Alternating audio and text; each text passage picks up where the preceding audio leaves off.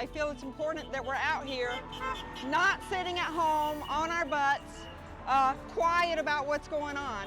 If you're not seeing something and saying something, you're complicit. I do not want to be complicit.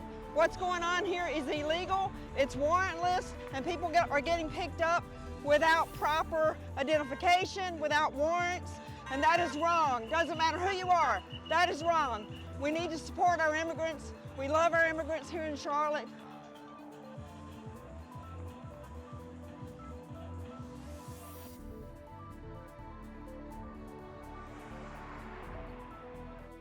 Well, I'm here to protest the protesters because I love America and I have people that died for this country and I'm a veteran and I want everybody here to be paying taxes and to live free and do what they want, but I also want them to be legal and I don't want people here illegally.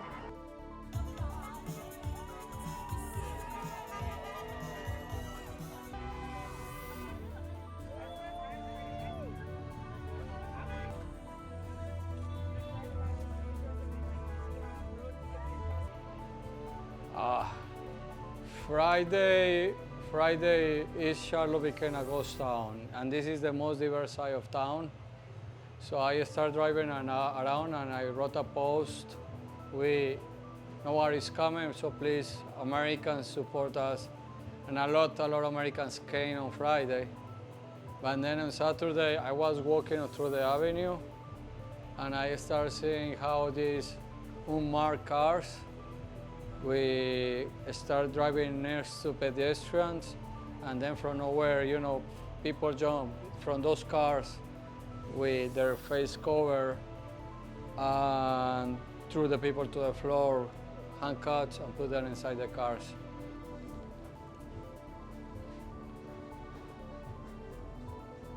So that's when I realized they are here, they're attacking us, and even though I'm carrying my American passport and an American citizen, I felt that this is no longer enough. Then I've been profiling because my skin color, my race, and my accent. So it was a moment of fear. Even though I have been in Ukraine, I've been part of the military forces of Colombia. I know the war, I have seen the war. What I saw, it was terror, and it was very scary.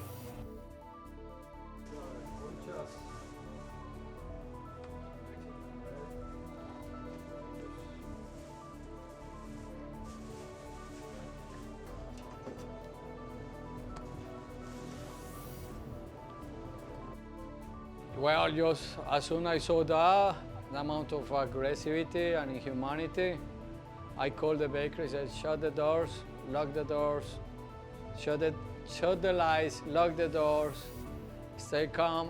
I'm on my way there. And then a lot, like you say outside, a lot of people start coming and coming and coming. And an army of angels, an army of good people came here, stayed in my parking lot. We finished that day, and I sent everybody at home and I shut the doors. First time in 28 years, almost 30 years. First time ever that I closed the doors of this bakery.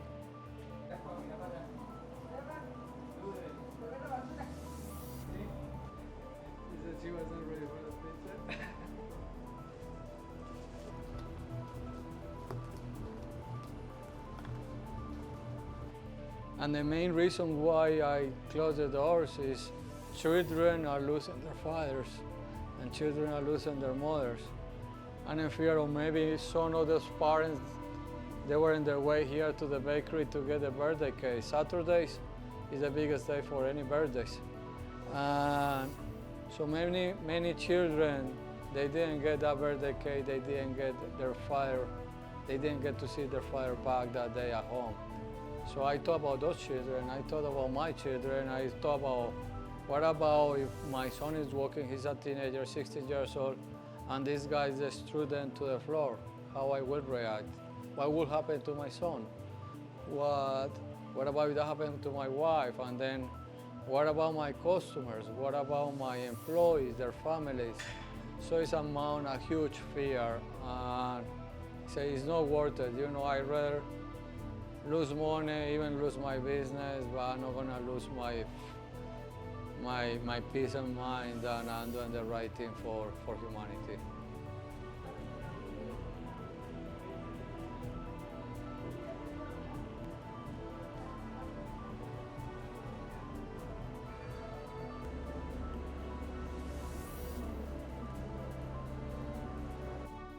We can have safe borders and safe families.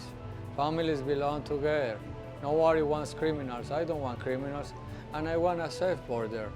But all our people who have been here, they need a path for an immigration reform. That's what I meant.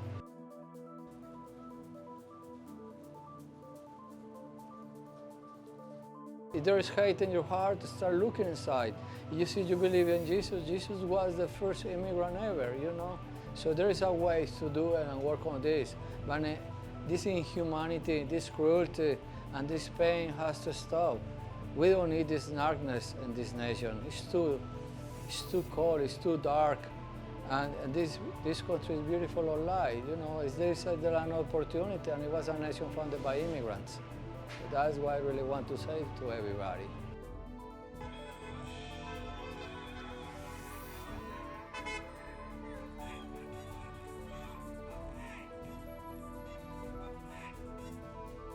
I'm here to represent all the people who don't have a voice or can't come out here. My husband's Hispanic, my kids are Hispanic, so I'm here for them and everybody else.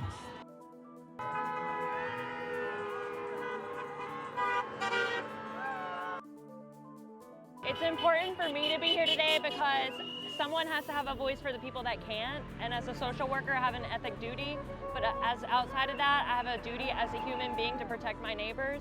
America is built on immigrants, and that's the way it should stay.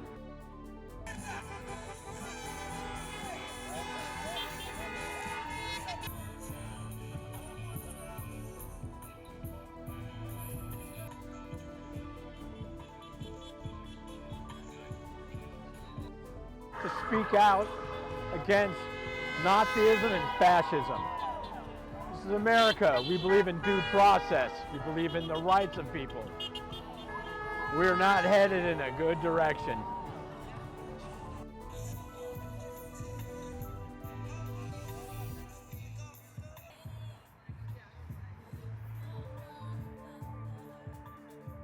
It's important for me to be here today to stand in the gaps for the immigrants, people who help run this community, people who help build the community, and people who stand with us whenever we're going through times. So it's important for me to be out here to support the east side of Charlotte as well, because this is my home. And we're going to stand out here and we're going to stand in the gaps for them, for sure.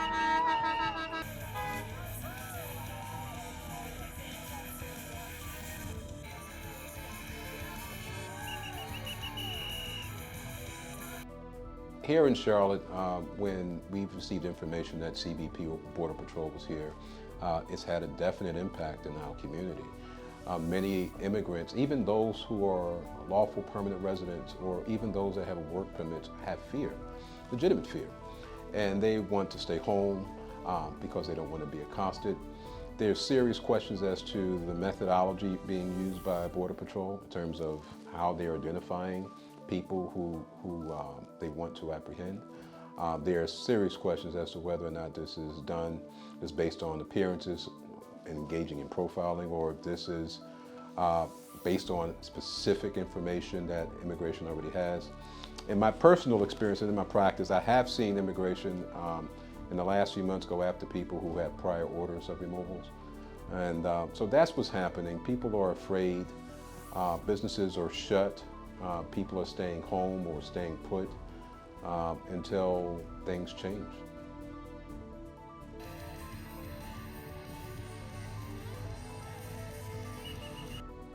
I have not seen anything like this. This is unprecedented in the Charlotte community, where we see widespread enforcement. And again, usually what we've seen here historically has been specific targets, immigration proceedings. They know that someone's going to be there. Maybe they're leaving at court, or maybe they're leaving home. This appears to be something very different. And I think I speak on behalf of a lot of people who share the sentiment.